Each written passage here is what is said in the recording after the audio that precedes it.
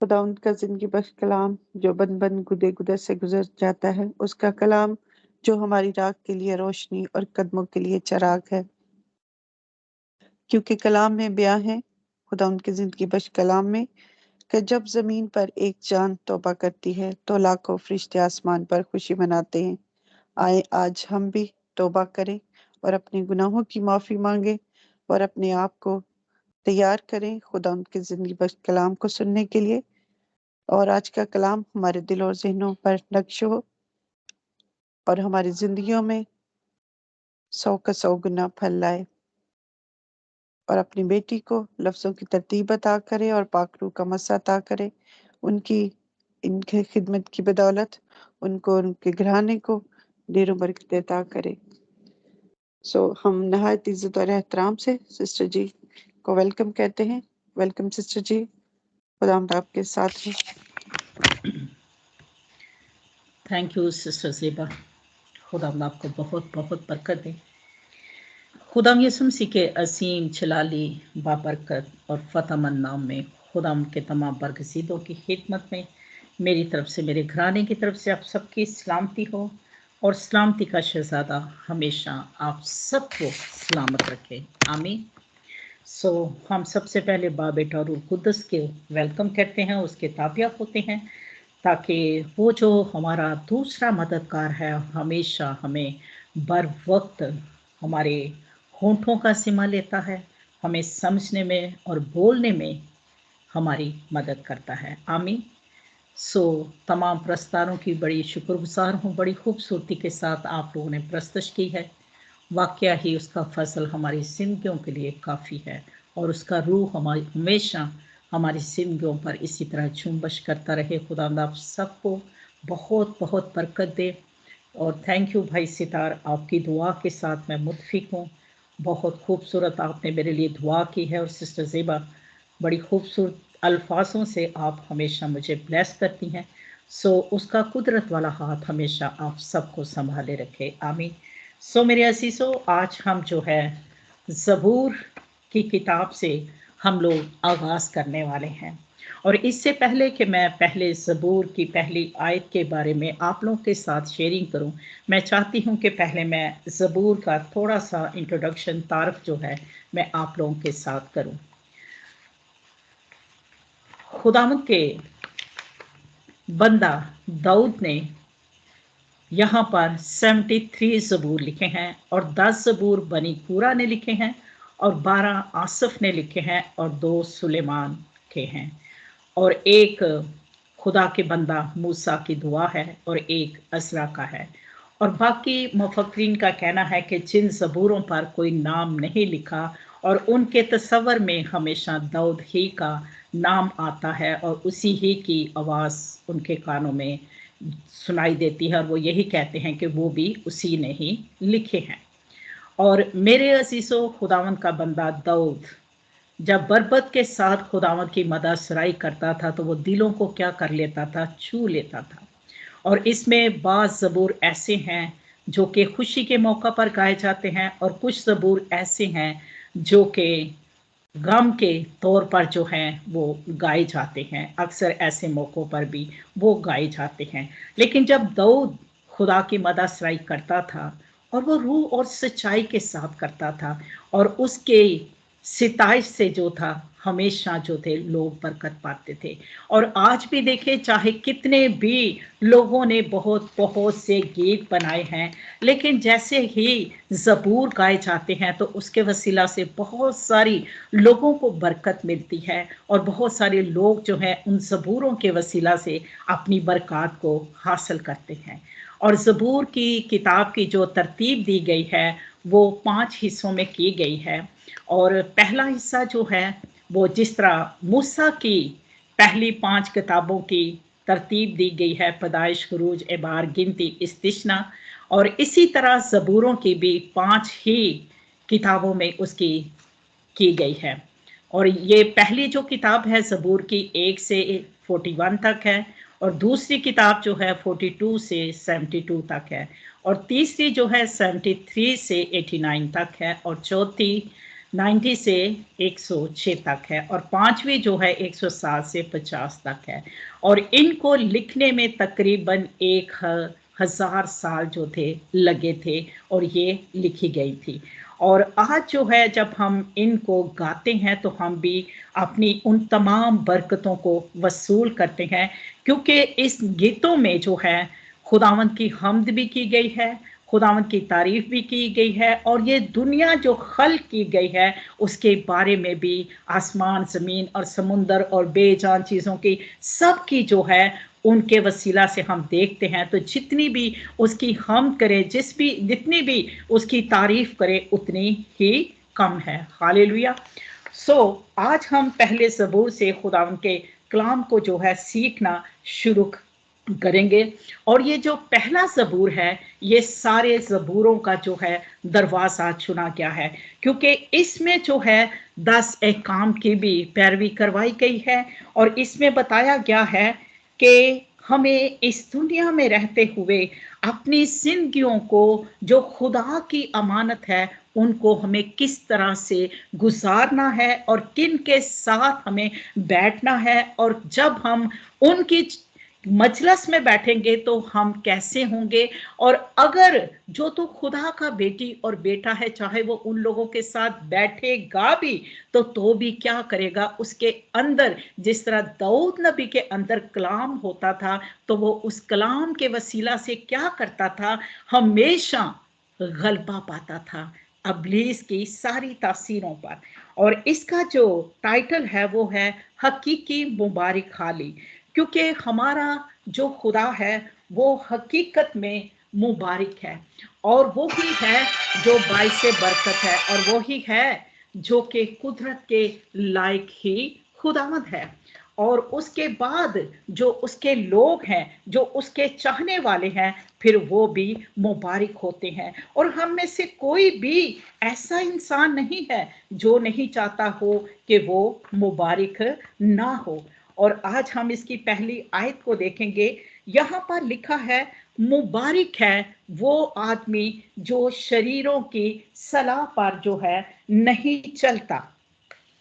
यहाँ पर आजकल के दौर में अगर मुबारक देखा जाए, तो अगर किसी के घर में जब बेटी बेटा पैदा होता है तो उसको भी मुबारक दी जाती है कि आपको मुबारक हो कि आपके घराने में एक और फर्द का इजाफा हुआ है। और इसी तरह जब मसीह में लोग जो हैं तौबा करते हैं, बपतिस्मा लेते हैं, उसके शाही खानदान में शरीक होते हैं, तो उस वक्त भी एक दूसरे को हम मुबारक कहते हैं। और आसमान पर जो है लाखों फरिश्ते जो हैं उस वक्त वो क्या करते हैं, खुदावंद की वहां पर फरिश्तगान जो हैं वो भी खुशी मनाते हैं।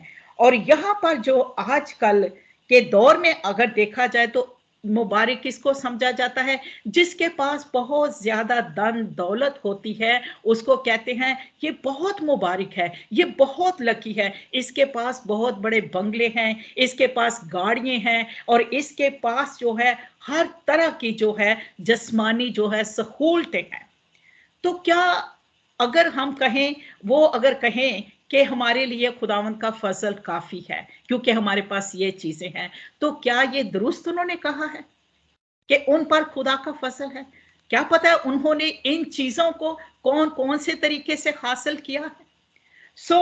यहां पर जो मुबारक किसको कहा गया है, यहां पर मुबारक होने का मतलब है खुदा से नेमतें बरकतों को और पाना जो कि खुदा चाहता है।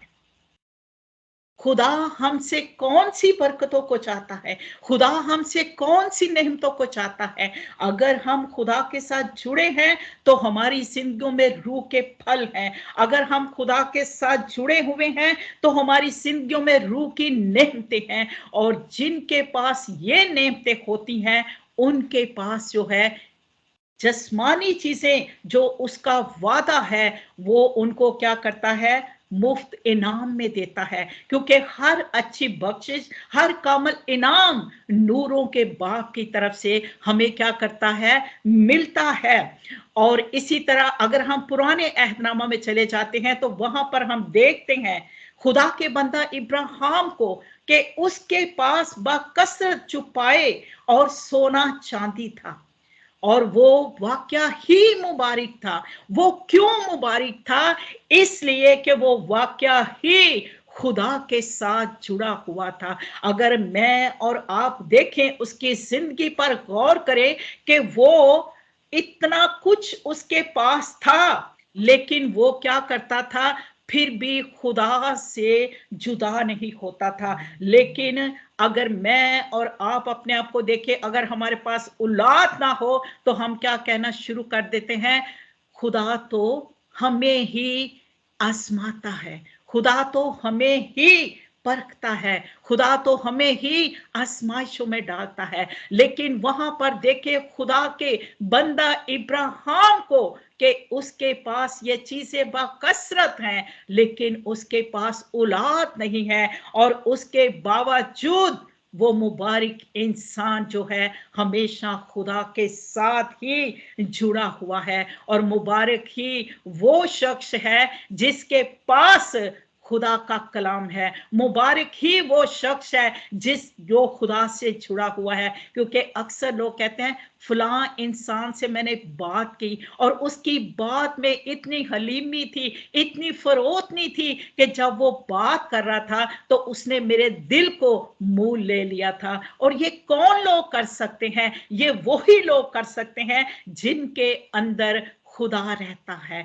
क्योंकि खुदा क्या है? मोहब्बत है। और वही लोग क्या करते हैं? दूसरों को ब्लेस करते हैं। फलां बंदा ने मेरे लिए दुआ की और मैंने उसकी दुआ के वसीला से बहुत ज्यादा बरकत को हासिल किया। फलां प्रस्तश करता है और जब वो प्रस्तश कर रहा होता है और उसकी प्रस्तश के वसीला से ही मैंने उस शिफा को हासिल किया। क्योंकि उसके अंदर कौन है? उसके अंदर खुदा का पाक रूह है। और जब हम रूह और सच्चाई के साथ खुदा के इन कामों को करते हैं तो हम क्या पाते हैं? खुद भी बरकत पाते हैं और वो दूसरे लोग भी जो हैं वो इस बरकत को क्या करते हैं? हासिल करते हैं। और आज हमें देखना और परखना है कि अगर हमारी जिंदगियों में ये सब कुछ है तो, लेकिन अगर हमारी जिंदगियों में खुदा ही नहीं है तो फिर ये हमारी जिंदगियों पर उसका फसल नहीं है। क्योंकि अबलीस के पास भी बहुत सारी ये शान शौकत थी और उसने भी यीशु को आजमाया था, लेकिन यीशु ने कलाम के वसीला से ही उस पर गलबा पाया था। आज मैं और आपके पास खुदा का कलाम सबसे बड़ा खजाना है और जिसके वसीला से हम क्या करते हैं? दूसरों को भी ब्लेस करते हैं और खुद भी हम क्या हो जाते हैं? ब्लेस हो जाते हैं। और यही अगर देखा जाए, हमारे पास खुदा ने हमें बहुत सारी बरकतें भी दी हैं। क्योंकि वो अपने तालबों को किसी बात के लिए भी शर्मिंदा नहीं करता। और यहां पर आज हम ये भी सीखेंगे कि वो आदमी क्या करता है? शरीरों की सलाह पर नहीं चलता। हालेलुया। वो आदमी क्या नहीं करता? वो शरीरों की सलाह पर नहीं चलता। वो क्यों नहीं शरीरों की सलाह पर चलता? इसलिए कि वो खुदा के साथ जुड़ा हुआ है। अगर हम अय्यूब और उसका 21 बाब और उसकी 16 आयत को देखें तो वहां पर लिखा हुआ है, देखो उनकी एक बाल मंदी उनके हाथ में नहीं है और शरीरों की मशवरत से क्या रहना है? हमें दूर रहना है। एक शरीर इंसान जो खुदा से दूर है, वो चाहे कितनी भी दो तरीके से दौलत को जमा कर लेता है, ना तो उसकी दौलत में बरकत होती है और ना ही वो दौलत उसे खुदा के उन आसमानी मुकामों में लेकर जा सकती है। उस अमीर का हाल देखें, वो कहां गया था? उसके पास बहुत दौलत थी, लेकिन वो किधर गया था?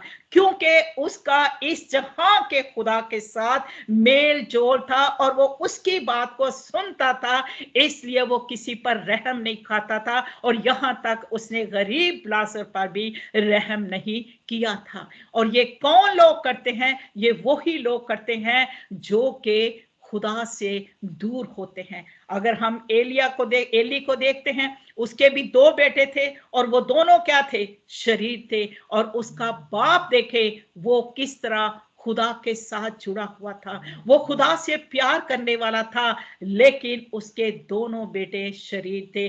तो क्या जब एक बाप सादिक होगा तो क्या वो अपने बच्चों को हमेशा कलाम ही की तरबियत देगा? लेकिन उन बेटों ने नहीं मानी थी और आखिर को उनका क्या अंजाम हुआ था कि वो मारे गए थे। लेकिन वो खुदा का बंदा जो मुबारक था, उसने जब सुना कि मेरे बेटे जो हैं वो वहां पर जंग में मारे गए हैं, जब उसने सिपा सलारों से खाल जंग का पूछा था तो उन्होंने बताया और कहा कि तेरे बेटे मर गए हैं। लेकिन इस बात पर उसको दुख नहीं हुआ, लेकिन जैसे ही उसने सुना कि अहद का जो संदूक है वो छीन गया है और वो खुदा से प्यार करने वाला था, वो मुबारक था, वो उसी वक्त क्या हुआ है, उस कुर्सी से गिर गया है और वो वसनी था और उसकी जो गर्दन थी वो टूट गई थी। उसके दिल में किस बात का गम था? उसके दिल में खुदा के अहद के संदूक का गम था। आज मैं और आप अगर मुबारक हैं तो हम सोचें कि हमारी जिंदगियों में क्या खुदा का मसबा है? हमारे घरों में क्या खुदा का मसबा है? हमारे बच्चों की जिंदगियों में खुदा का मसबा है? क्योंकि शरीरों की इकबालमंदी उनके हाथों में नहीं है। उनका अंजाम कहां है? आग में, जहन्नम में, जो कभी बुझेगी नहीं। लेकिन जो मुबारक है, जो खुदा की बात को सुनते हैं और जिन शरीरों की सलाह पर नहीं चलते और वो अच्छे मुशीरों की बात को सुनते हैं। अगर हम दाऊद को देखें तो दाऊद क्या था? एक चरवाहा था और उसने क्या किया? उसके पास किसकी सलाह थी? क्योंकि खुदावंद का कलाम हमारी सबसे बड़ी इस्लाह का है और वो ही हमारी कांट और छांट करता है, क्योंकि उसको मशवरे दिए गए थे ये लिबास पहन ले। जिस्मानी उसने नहीं पहना, पहना चला नहीं गया। क्यों नहीं चला गया? क्योंकि वो जिस्मानी नहीं था, वो रूहानी था। और कौन सी इस्लाह? वो खुदा के नाम पर आया था, क्योंकि कलाम भी खुदा है। और फिर क्या हुआ था? उसने जाति जूलियत पर वार किया था और वो वहीं पर क्या हो गया था? नेस्तो नाबूद हो गया था। और उसी के बेटे को अगर हम देखते हैं तो उसने भी, दाऊद के बेटे ने भी क्या किया था? उसके साथ भी अच्छे मुशीर थे, सलाह देने वाले थे और वो खुदा से जुड़ा हुआ था। और उसने खुदा से भी, जब उससे पूछा गया कि मुझसे मांग, सुलेमान के लिए मैं कह रही हूं, तो उसने क्या मांगा? खुदा से अकल को मांगा। और फिर जब उसके पास अकल थी तो उसने क्या किया था? उसी अकल के वसीला से वो दौलतमंद बादशाह बना था। और अगर उसी के बेटे सुलेमान के बेटे को देखें और वो गलत इस्लाहकारों में पड़ गया था, मशीरों में पड़ गया था, और उसकी वजह से क्या हुआ था? बनी इस्राएल की सल्तनत के टुकड़े टुकड़े हो गए थे। तो आज मुझे और आपको देखना है कि हमारी जिंदगियों में कौन से सलाहकार हैं? जाति जूलियत जैसे हैं, जिसने खुदा के नाम पर क्या किया था? उसके नाम क्यों तफीर की थी। उसने खुदा को कुछ नहीं समझा था, उसने उसकी गैरत को ललकारा था। और दाऊद ने क्या किया था? उसी कलाम के वसीला से, उसी सलाह के वसीला से उस पर गलबा हासिल किया था। हालेलुया।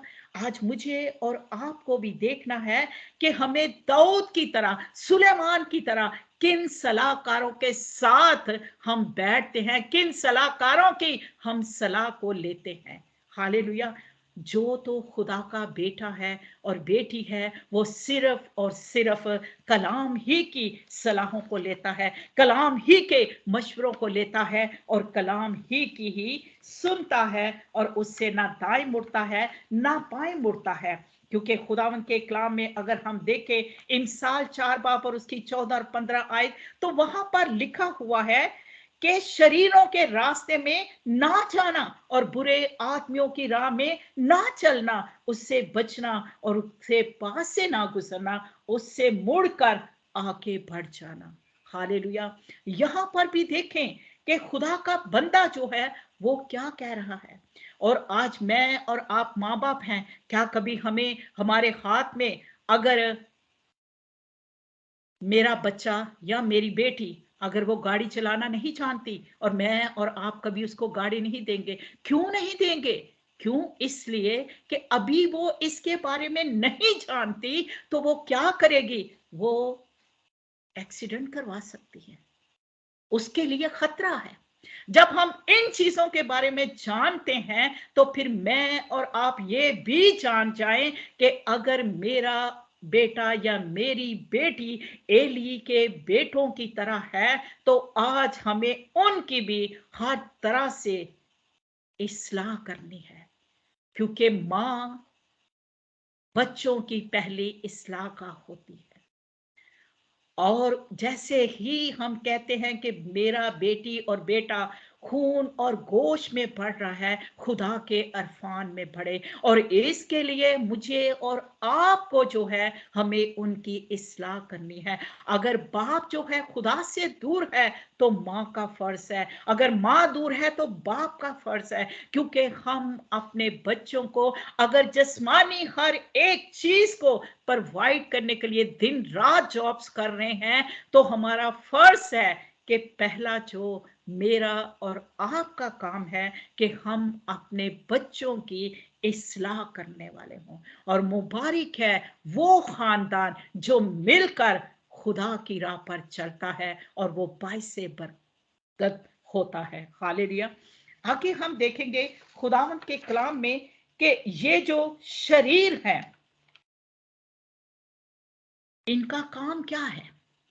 अगर आप लोग मेरे साथ देखें मत्ती की अंजील और उसका 13 बाब और उसकी 38 आयत में, तो वहां पर क्या किया गया है? वहां पर जो है एक खेत लगाया गया है, और शरीर ने, दुश्मन ने आके उसमें आकर कड़वे बीजों को बो दिया है। और उसकी वजह से क्या हुआ? खुदावन से कहा गया कि क्या जो ये हमारे लिए जाल बोया गया है, इन कड़वे दानों को हम निकाल दें? तो यीशु ने कहा नहीं, बल्कि इनको भी साथ बढ़ने दो। और जब कटाई का वक्त आएगा, तो पहले किन को काटा जाएगा? शरीरों को। और फिर उसके बाद उस कदम को, उस गेहूं को काटा जाएगा, और उसको कहां जमा किया जाएगा? मेरे खत्ते में जमा करो। हालेलुया। आज मुझे और आपको देखना है, परखना है, और खुदा से दुआ करनी है कि खुदावंद जब कटाई का वक्त आए, तो हमें उसके खत्ते में जमा खुदा करे। आमीन। और इसके लिए हमें शरीरों की सलाह पर नहीं चलना, बल्कि इफिसियों 6 बाब की 16 आयत में लिखा है कि उस शरीर के जलते हुए तीरों को हमें बुझाना है। और उसको बुझाने के लिए मैं और आप उस वक्त तक कुछ नहीं कर सकते जब तक हम खुदा के साथ जुड़े नहीं हैं, और खुदा का पाक रूह हमारी जिंदगियों में काम नहीं करता, और तब तक हम कुछ भी नहीं कर सकते। अगर हम कर सकते हैं तो उसमें होकर हम सब कुछ कर सकते हैं। हालेलुया। और फिर इसीलिए पहला करंथियों 5 बाब की 13 आयत में लिखा हुआ है, मगर बाहर वालों पर खुदा का हुक्म करता है, बस उस शरीर आदमी को हमारे दरमियान से निकाल दो। शरीर आदमी को हमारे दरमियान से निकाल दो।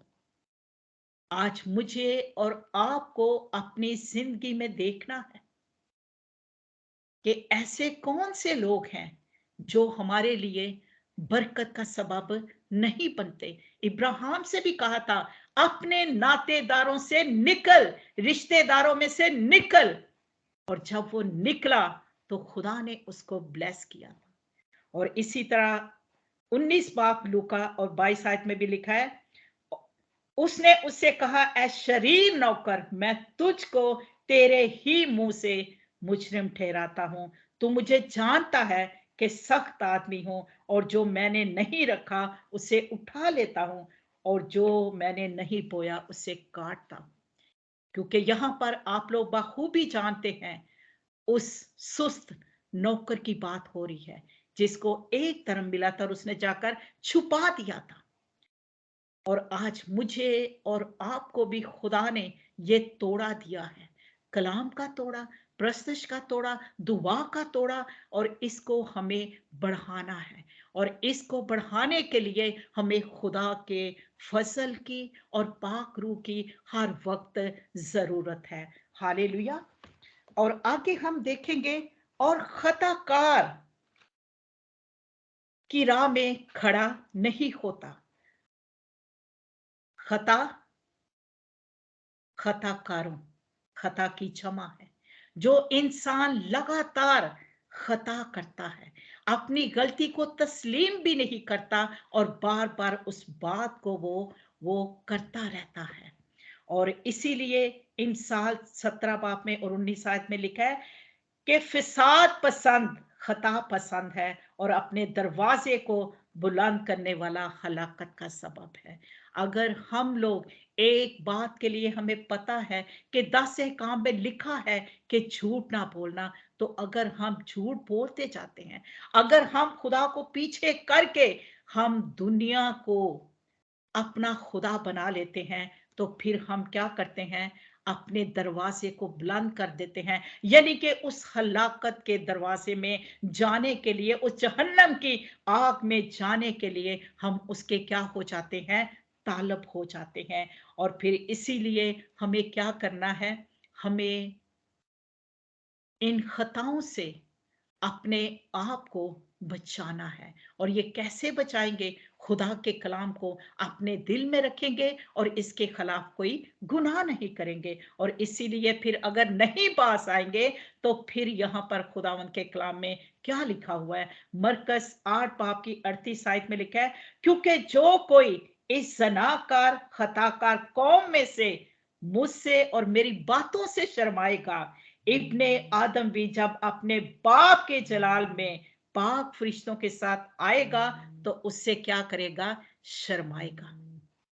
आज अगर मैं और आप बार बार खुदा के हुक्मों को तोड़ते हैं, तो मेरे असीसों, हम जब इब्ने आदम आसमान से अपने फरिश्तों के साथ आएगा हमें लेने के लिए, तो वो भी क्या करेगा?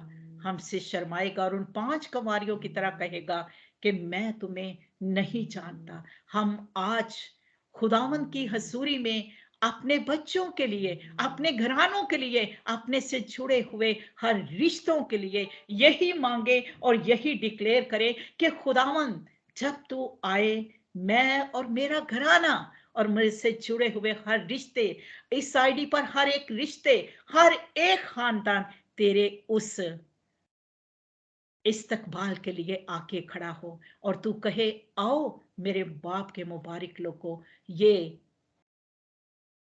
तुम्हारे लिए ही तैयार किया गया है। उस जश्न में हम शरीक हो सके। हालेलुया। आगे हम देखेंगे, और ठट्ठा बासों की मजलिस में नहीं बैठता। अब हम जानते हैं कि खुदा जो है वो ठट्ठा बासों को पसंद नहीं करता, और जो ठट्ठे करते हैं वो किसी का मजाक उड़ाना होता है, किसी को जलील करना होता है, और बेहुदा गुफ्तगू करते हैं वो लोग। लेकिन जो मुबारक लोग हैं वो क्या करते हैं?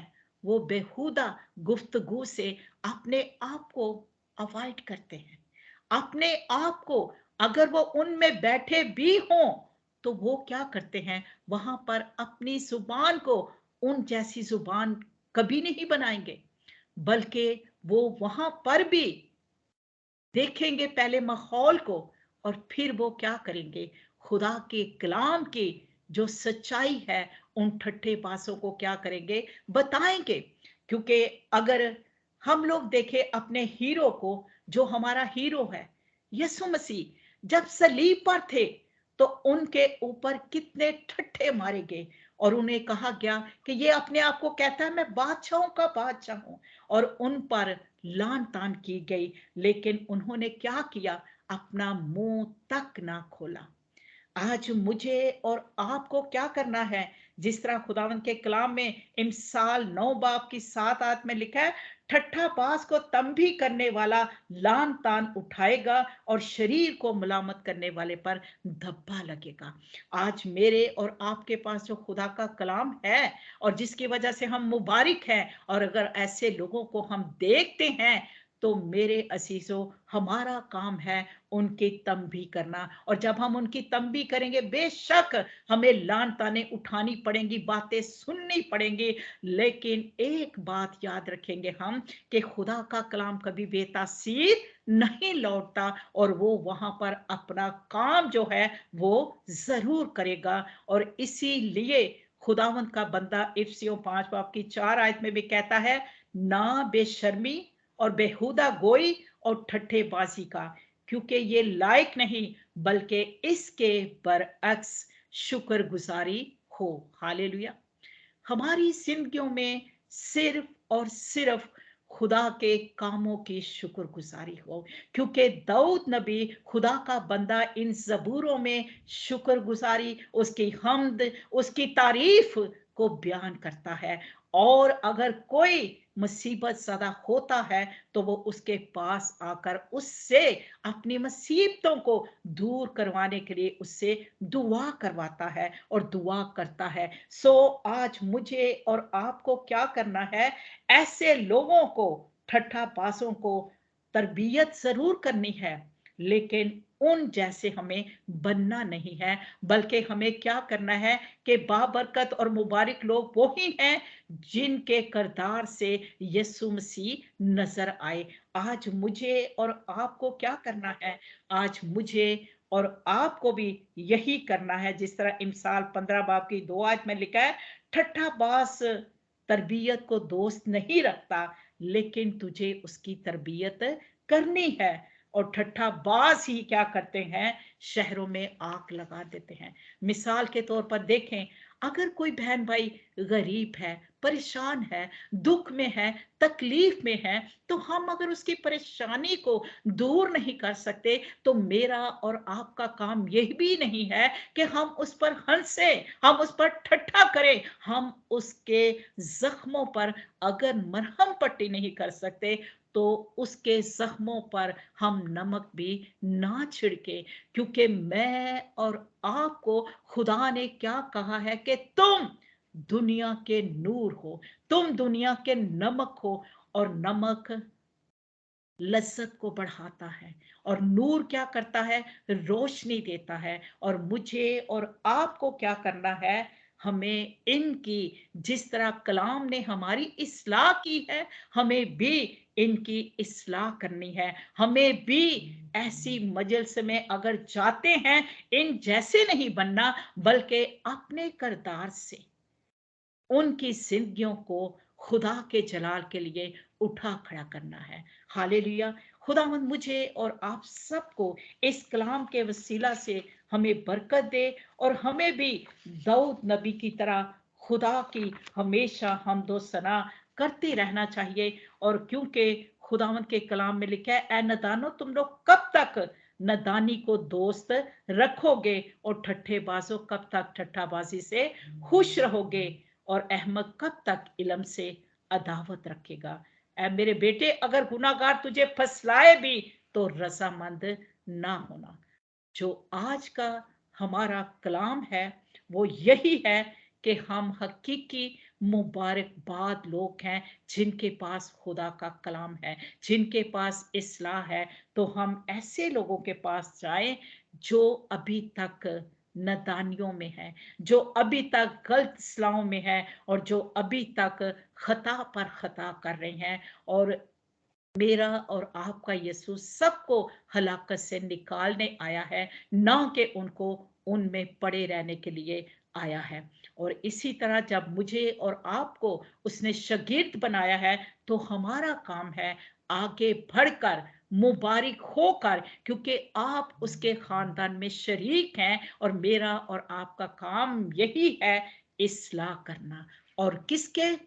खुदा के कलाम के मुताबिक, और कभी किसी की मजबूरी का और किसी का तरह से फायदा नहीं उठाना, और ना ही उन पर हमें नमक छेड़ना है, बल्कि हमें उनके जख्मों पर मरहम पट्टी लगानी है।